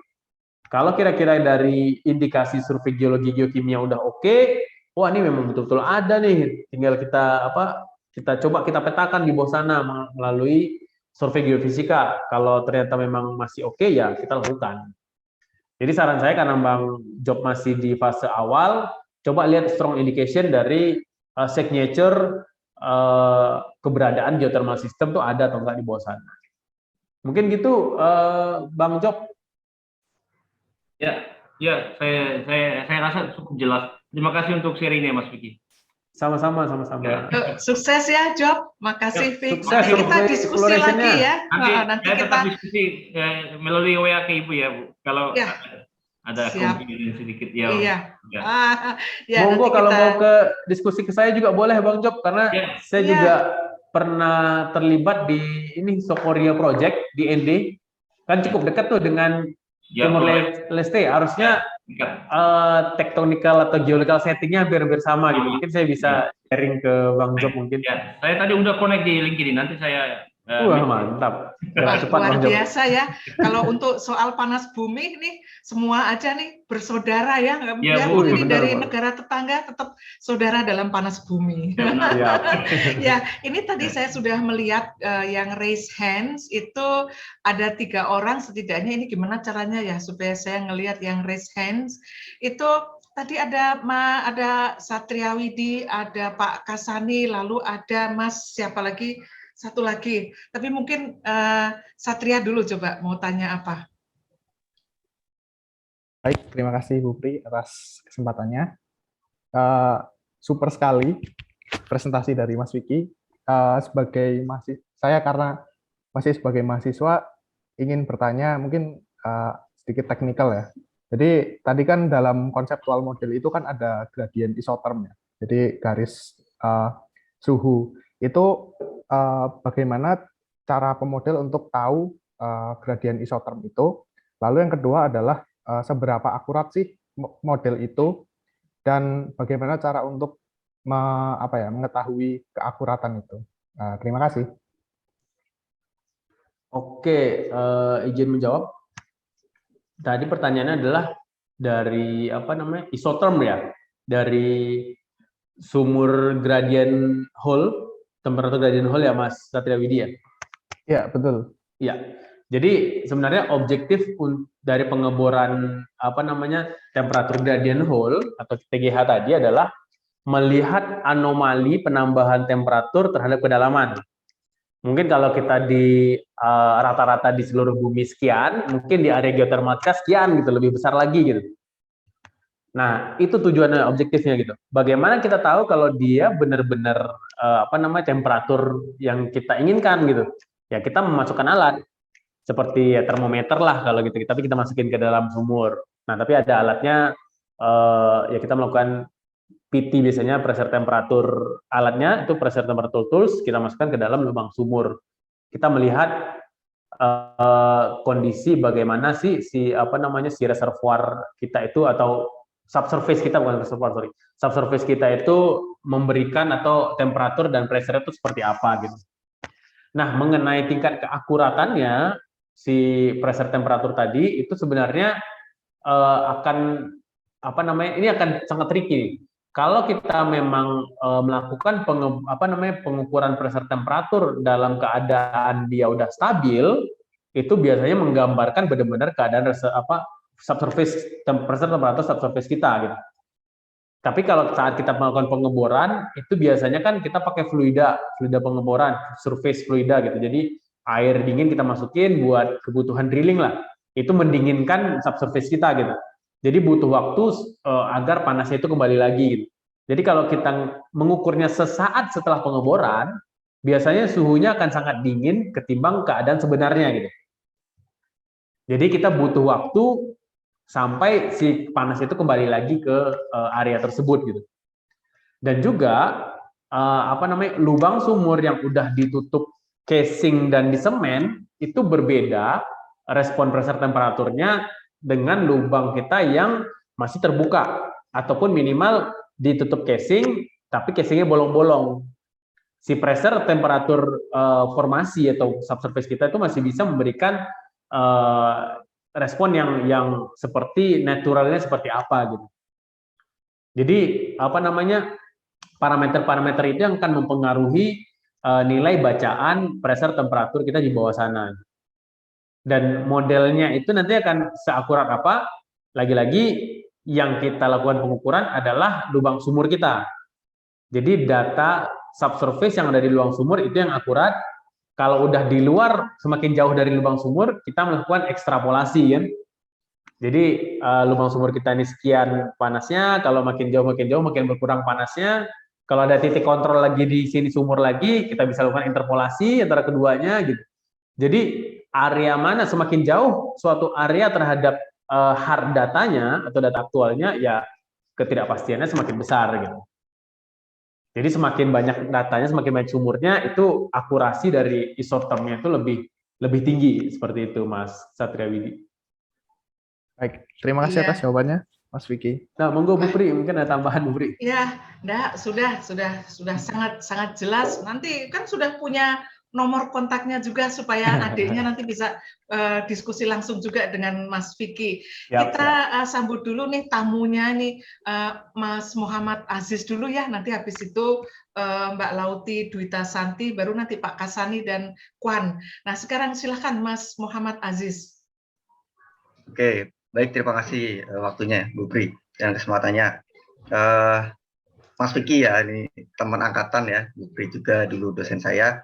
Sekalian mungkin mumpung momen ini saya mohon maaf lahir batin ya, mumpung masih di bulan Syawal. Pertanyaan saya mungkin lebih ke ini ya, Mas Vicky atau Vicky ya, bisnis project nih. Pertama, kita tahu di Indonesia mungkin potensi geotermalnya memang sangat tinggi, tapi karena saya dari orang awam juga ingin lebih tahu apakah dari setting tektonik ataupun geologi yang ada di Indonesia itu tingkat permodelan geotermalnya mempunyai tingkat yang lebih susah atau bahkan lebih mudah dari negara lain yang sudah mengembangkan geotermal secara sustain atau secara lebih besar ya. Itu yang pertama. Yang kedua, dari ini secara rata-rata saja mungkin ya, dari case tadi secara tingkat permodelan, jika lebih susah atau lebih sulit itu mempunyai biaya per watt atau cost per watt yang lebih mahal atau lebih murah dari negara tersebut, negara lain yang sudah mengembangkan. Yang terakhir, jika apa namanya, tantangan ke depan untuk mungkin para geologis ataupun yang mengembangkan geothermal ke depan itu untuk menekan cost tersebut, apakah dari sisi geologi mempunyai peran yang sangat besar, mungkin di sisi mana itu yang saya ingin tahu. Sekian dari saya, terima kasih Bu Pri, Mas Vicky. Wah, thank you Bang Aziz. Ini pertanyaannya 1 million question, $1 million question nih. Tapi kalau mau dijawab itu harus satu sesi sendiri kayaknya, harus ngopi-ngopi kita nih. Tadi kalau boleh kita go through ke pertanyaannya. Yang pertama tadi mengenai tingkat kepastian atau tingkat uncertainty pemodelan lapangan kita dengan negara lain yang tektonik settingnya lebih berbeda gitu ya? Ya, betul. Ya, mungkin secara secara gamblang aja dijelaskan, tektonik itu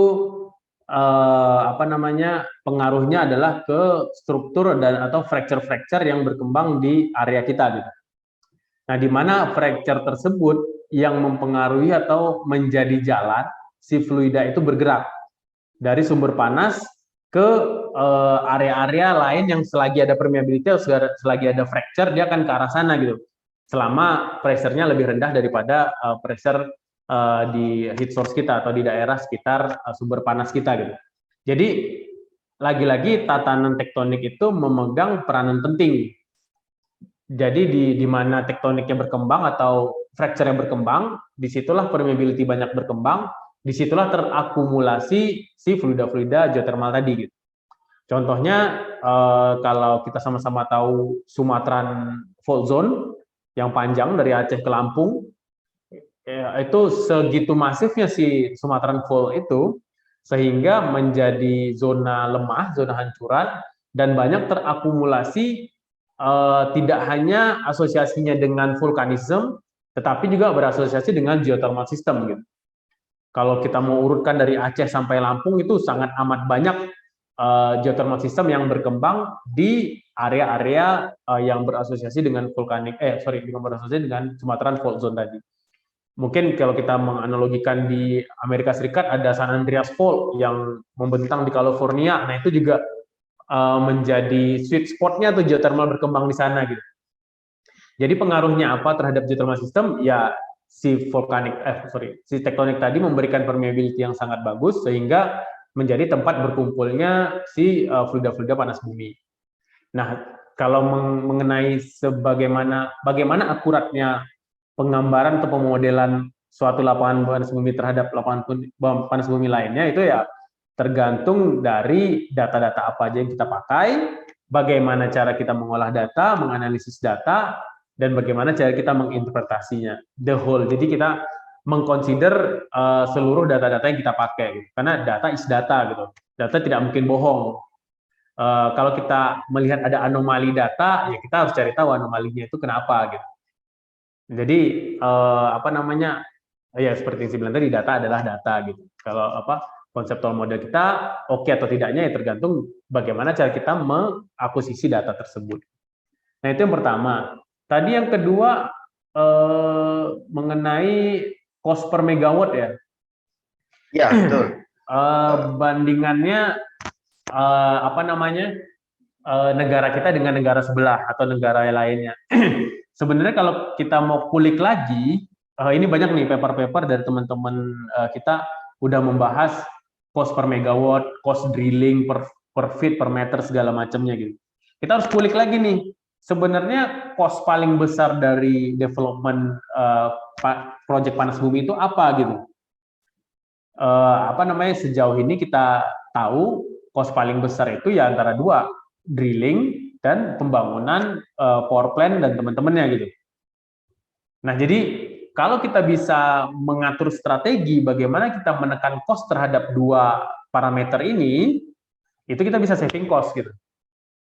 Karena kalau kalau kita bahas hukum Pareto ya 80-20, 80% penyebab cost itu mahal ya ada dua aspek ini, drilling dan pembangunan power plant, surface facility-nya. Nah, kita bahas lagi, kita kulik lagi nih dua aspek ini. Mana yang resikonya tinggi gitu? Cost-nya anggap sama-sama tinggi, tapi risikonya mana yang tinggi gitu. Kalau kita ngebangun power plant, barangnya udah kelihatan itu apa, kita melakukan di survei semua, yang kita bisa lihat dengan mata kepala kita. Sedangkan kalau kita ngomongin drilling, kita ngomongin ke bawah permukaan yang kita nggak lihat langsung gitu.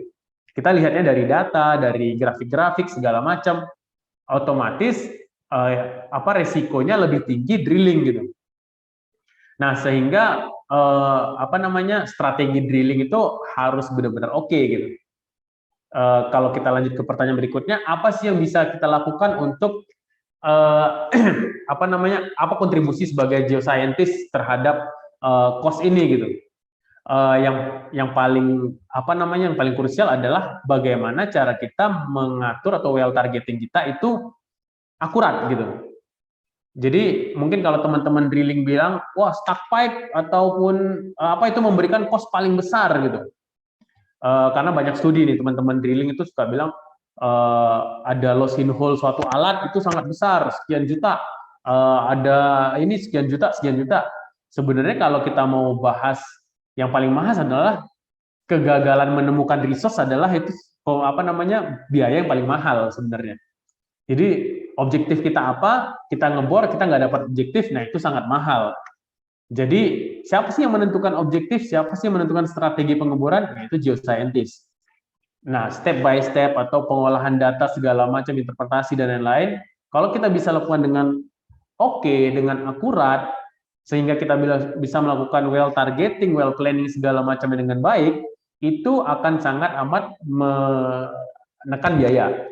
Yang harusnya kita, let's say kita mau ngebor untuk menambah 55 megawatt dengan 12 sumur, karena kita oke semuanya melakukan, 5 sumur aja udah sampai 55 megawatt, jadi kita nggak perlu ngebor 12 sumur gitu. Kita bisa saving 7 sumur, nah itu kan gede banget yang kita bisa saving gitu. Jadi kurang lebih itu yang bisa kita lakukan untuk menekan biaya pemboran.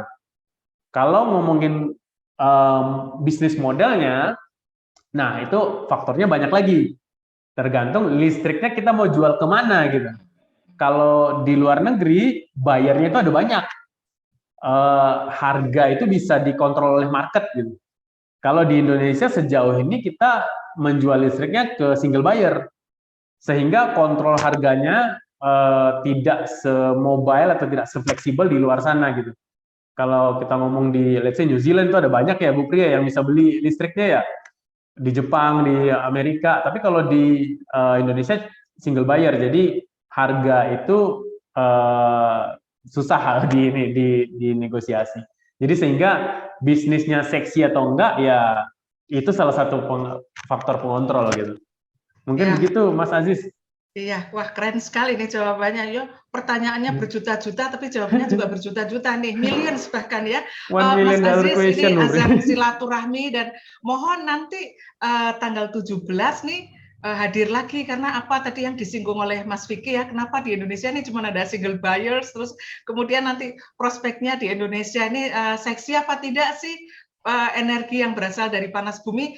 Nanti di tanggal 17 akan hadir Bapak Haris Yahya, itu Direktur Panas Bumi, Direktorat Jenderal EBTKE, Kementerian ESDM. Jadi para peserta ini supaya datang lagi nanti tanggal 17, Mas Vicky juga ya. Baik, terima kasih ya Mas Aziz atas diskusinya. Duh nih yang mau bertanya masih banyak. Pak Kasani sabar ya. Ini dulu nih Mbak Lauti dari Badan Geologi ini yang sudah akan bertanya tentang enhanced geothermal system. Apakah sama dengan metode hydraulic fracturing di oil and gas, dan apa advantage dan disadvantage-nya jika nanti EGS itu akan dikembangkan di Indonesia. Nah ini apa mungkin bertanya dulu nih, EGS-nya di mana ya kira-kira gitu. Ya nanti mungkin teman-teman dari Badan Geologi juga tertantang untuk mencari di mana ada nggak sih resource EGS ya gitu. Ya silakan Mas Vicky. Thank you Bu, thank you Mbak Lauti. Ini berat banget pertanyaannya. Yang pertama memang karena EGS itu mungkin belum kita terapkan ya di Indonesia ya Bu Priya. Saya belum tahu nih ada. Kayaknya belum Mas. Belum ya. Kan ya. Kayaknya belum. Yang saya tahu di Amerika itu udah ngembangin EGS. Kemudian saya lupa di Eropa, di Jerman kalau nggak salah melalui perusahaan Eden Geothermal kalau nggak salah saya itu lagi mau coba EGS juga, hot dry rock, hot dry rock system. Host rocknya adalah granit yang panas. Dia mau coba nanti dilakukan reservoir stimulation gitu. Jadi reservoirnya itu dibikin panas yang ada di batuan, di dalam batuan granit tadi, reservoirnya itu dibikin dengan cara kita ngefrack. Kita pecah-pecahin batuan granitnya sehingga dia punya punya porositas yang bisa menyimpan fluida. Karena batuannya panas, kita masukin fluida dari permukaan, fluidanya panas sih. Sekarang pertanyaan berikutnya, gimana caranya kita memproduksi fluida tadi? Apakah dari sumur yang sama? Nah, kalau nggak salah saya, mereka lagi merencanakan mau ngebor sumur di sebelahnya dengan jarak tertentu gitu, sehingga fracture yang mereka bikin dari hydraulic fracture tadi itu nyambung dari sumur satu ke sumur lain gitu. Jadi masukin fluida dingin ke sumur A, terpanaskan di granit yang panas tadi, kemudian bisa diproduksikan di sumur B. Nah, itu skema paling sederhana dari hot dry rock tadi ya. Kalau kita ngomongin EGS, sebenarnya EGS itu enhanced geothermal system itu ada banyak gitu ya, stimulasi yang bisa kita lakukan terhadap reservoir kita yang mungkin tidak bisa memproduksikan fluida dengan sendirinya, tidak bisa self discharge dan sebagainya gitu. Jadi salah satu teknologinya adalah benar hydraulic fracture gitu. Teman-teman di Amerika juga lagi ngembangin instead of atau daripada hydraulic fracture, mereka mau nge-frack batuan menggunakan elektrik gitu. Itu mereka lagi lakukan riset.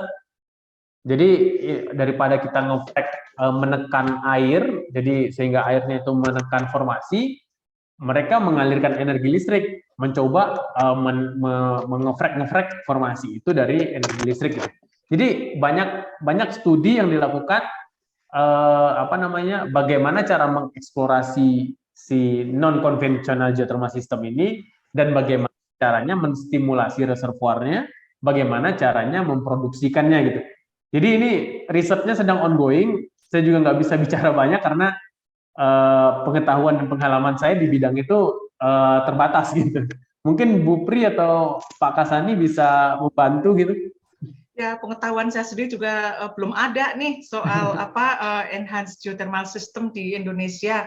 Tapi ada satu hal yang bisa kita highlight ya, bahwa sebetulnya pengetahuan tentang geologi bawah permukaan atau nature dari geoscientific nature dari keadaan bawah permukaan ini kemudian nantinya akan melahirkan teknologi-teknologi untuk mengekstraksi energi. Nah, kita kan juga tidak bisa membayangkan ya pada saat ini IGS di Indonesia, tapi mungkin bila kita bisa menemukan, maka juga tidak tertutup kemungkinan akan muncul teknologi IGS yang pas untuk Indonesia seperti apa, karena mungkin kan isunya itu kalau IGS ya, kalau kurang tepat itu nanti akhirnya menghasilkan suatu efek samping begitu seperti micro earthquake atau mungkin earthquake yang lebih besar seperti yang pernah terjadi di mana itu Taiwan kalau tidak keliru ya, atau mana itu ada lapangan mana.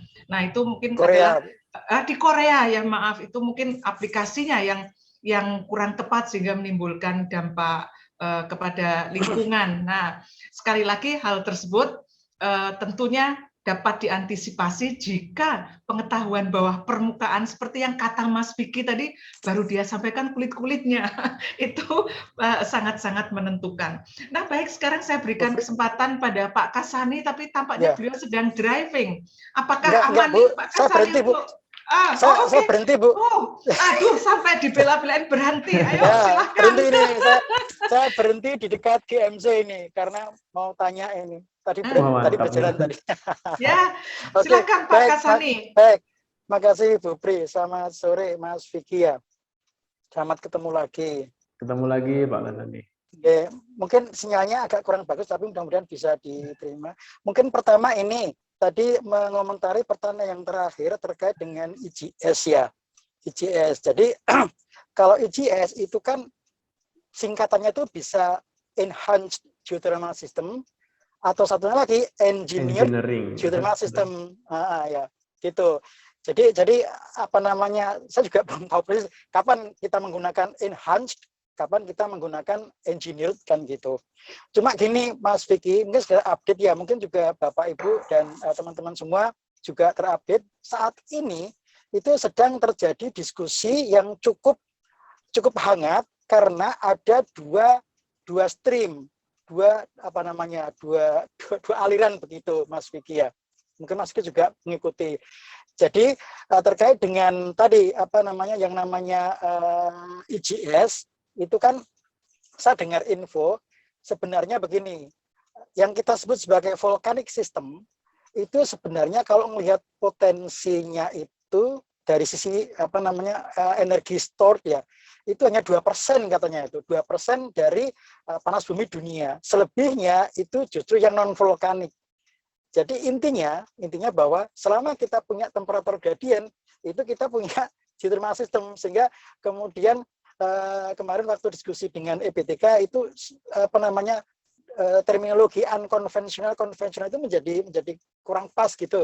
Karena 10 tahun lagi, 20 tahun lagi itu yang namanya unconventional saat ini itu bisa jadi konvensional karena teknologi sudah ada begitu.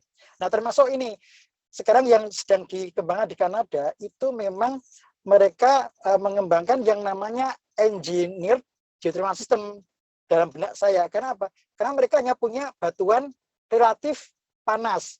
Tidak panas, tapi relatif panas. Sehingga mereka memanfaatkan itu untuk close loop. Close loop itu artinya kita ngebor, di sana nggak ada air. Kita ngebor, kemudian 2-3 kilo, bahkan mungkin lebih ya. Kemudian kita kasih pipa begitu, kemudian kita injeksikan suatu fluida, bahkan mereka tidak menggunakan air, tapi fluida lain. Nah, mereka mengambil panasnya, nanti untuk cooling system, tapi memang harus ada tambahan teknologi absorpsi atau adsorpsi seperti itu. Nah, di Jepang sudah ada pilotnya gitu. Di Kanada ini risetnya cukup berkembang. Nah, cuma ada aliran yang itu berlawanan dengan itu nggak mungkin. Karena apa? Karena itu kan konduksi.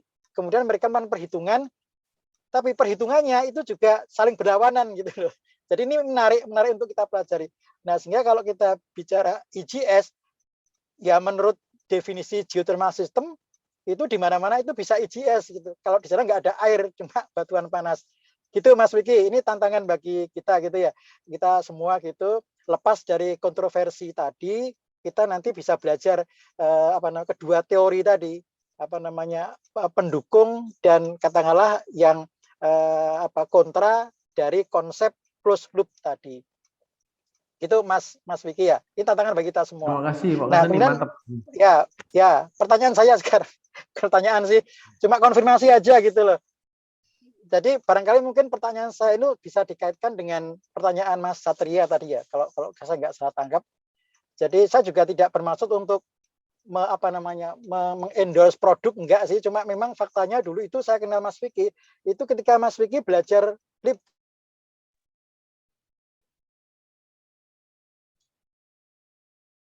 Oh, keputus Pak Oh Kasani. ya, Pak Kasani terputus. Ini maaf ya, saya sambung. Maaf Pak Kasani supaya lancar. Jadi dulu Pak Kasani ini mau nostalgia dulu dekat dengan Mas Vicky karena sama-sama mempelajari suatu software ya dengan suatu merek TM gitu ya, trademark. Iya. Ini ada nyambung itu. nanti Pak Kasani ini sekalian ya biar nyambung nih dengan pertanyaan adik kita Kwan William itu juga bertanya apakah hanya satu merek tersebut atau ada merek yang lain. Nah, monggo nanti dikombinasikan dengan pertanyaan Pak Kasani. Ya, silakan. Saya ingin konfirmasi aja. Jadi saya kira itu mungkin orang Indonesia pertama kali yang belajar software itu ya. Knowledge itu mungkin Mas Vicky paham betul itu. Nah, saya ingin tahu bagaimana update saat ini. Apakah Mas Vicky masih menggunakan itu atau mungkin software yang lain sejenis gitu ya? Atau sebenarnya apakah software itu bisa kita pakai itu pada step yang mana ya gitu ya? Paling awal gitu ya. Kan ada tadi Mas Vicky nyebutkan ada tahap-tahap pengembangan panas bumi ya. Nah, kira-kira software semacam itu mulai kapan bisa kita gunakan secara mungkin memberikan informasi yang bermanfaat dan atau apakah saat ini Mas Vicky masih menggunakan itu ya? Gitu aja Mas Vicky. Terima kasih Pak Kasani. Terima kasih juga teman kita yang bertanya di kolom chat dari Kwan ya. Sejauh ini software untuk pemodelan 3D modeling untuk geothermal yang cukup useful dan user friendly menurut saya ya Leapfrog ini ya. Ya mungkin saya juga nggak mengendorse produk tertentu ya Pak Kasani. Tapi ya kita belajar sama-sama belajar software ini dari dulu. Mungkin saya sama Pak Kasani juga dulu banyak terlibat Pak ya bikin model suatu lapangan panas bumi tertentu. Nah ya sampai sekarang saya juga masih menggunakan software ini untuk keperluan pengeboran Dieng dan Patuha. Nah setiap tahun software ini tuh update dan upgrade ini Pak capability-nya gitu. Jadi ada fitur-fitur yang selalu diupdate mereka gitu.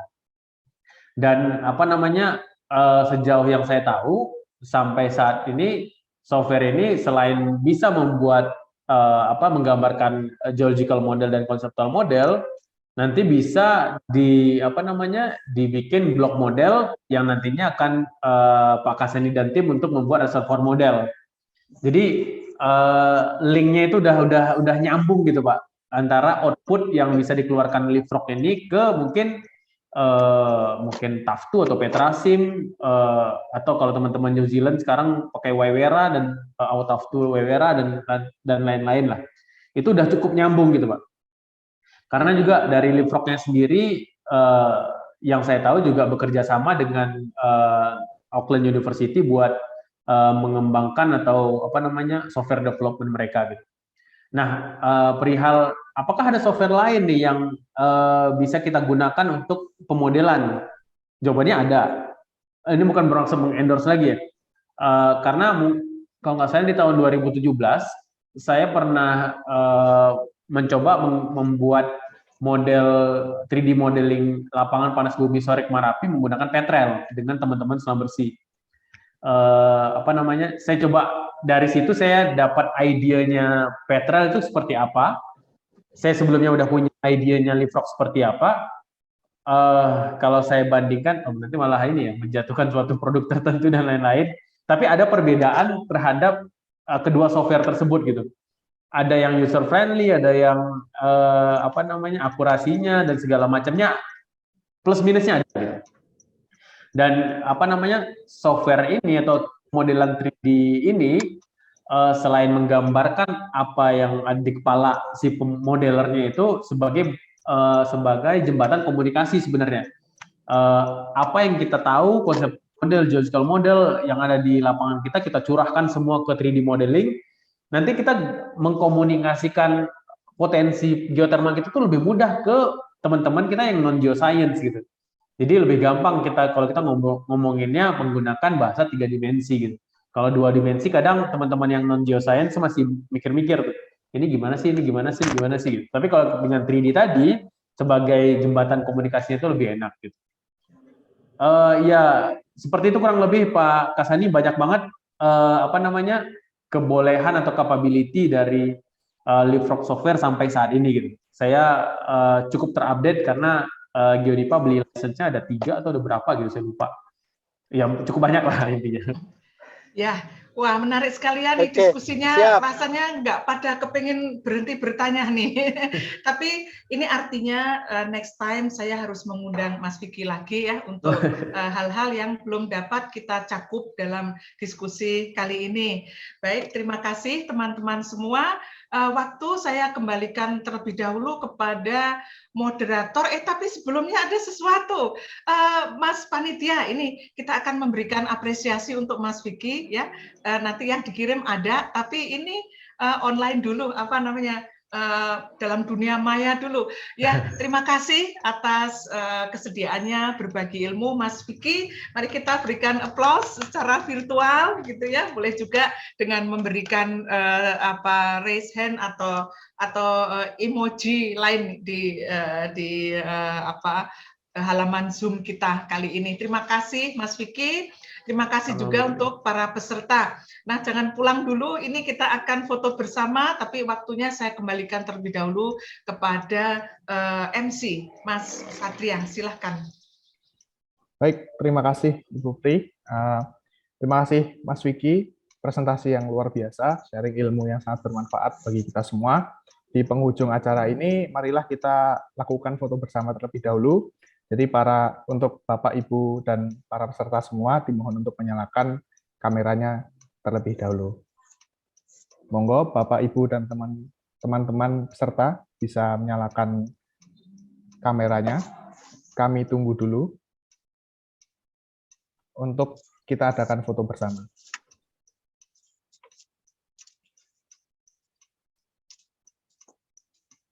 Karena pesertanya cukup banyak ini, ada 3 slide, nanti akan saya ambil fotonya 3 kali. Silahkan peserta Bapak Ibu lain yang belum on cam bisa dinyalakan terlebih dahulu.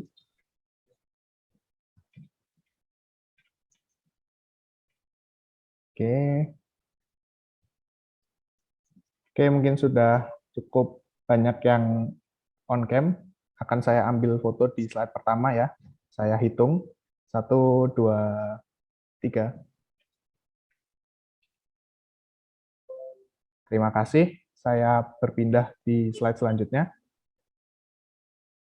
Oke, saya ambil gambarnya.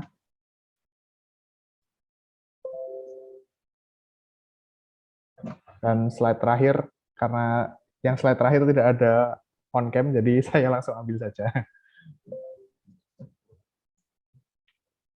Baik, terima kasih atas Bapak, Ibu, dan peserta semua. Di penghujung acara ini, saya, Satria Widikartika, sebagai MC undur diri. Sampai jumpa pada kuliah tamu dan acara-acara selanjutnya. Selamat sore. Wassalamualaikum warahmatullahi wabarakatuh.